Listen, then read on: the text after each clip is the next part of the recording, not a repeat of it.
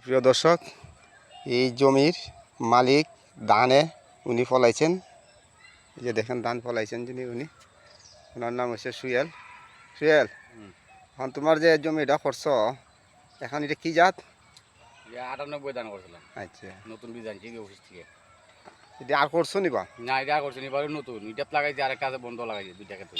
আচ্ছা, এখন এই ধানগুলা নতুন ধান না? নতুন ধান। এই যে দেখেন নতুন ধান উনি করছেন আমাদের পাইকপাড়া গ্রামের। এই ধানটা কিন্তু 98 জাতের ধান। অনেকে কিন্তু এই ধান করছেন, ফসল ভালো হয়েছে মোটামুটি। কিন্তু মোটামুটি ইনশাল্লাহ ফসল ভালো হয়েছে। আমার আগে তো এখন কিন্তু ধানের মধ্যে কিন্তু এই বৃষ্টি ছিল না, খরান ছিল।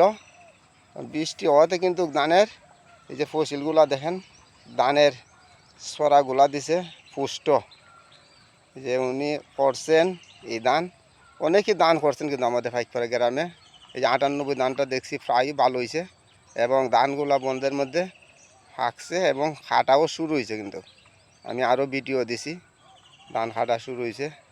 এই যে দিলাম, আপনাদের যারা আছেন দেশ প্রবাসে হইতে দেখতেছেন যে আমার ভিডিওগুলা অত্যন্ত সুন্দর। আমাদের পাইকপাড়া গ্রাম হলো কৃষি, এই যে কৃষি আমাদের পাইকপাড়া গ্রামে হয়, এটা পূর্ব থেকেই অনেকভাবে অনেক ধরনের কৃষি হয়।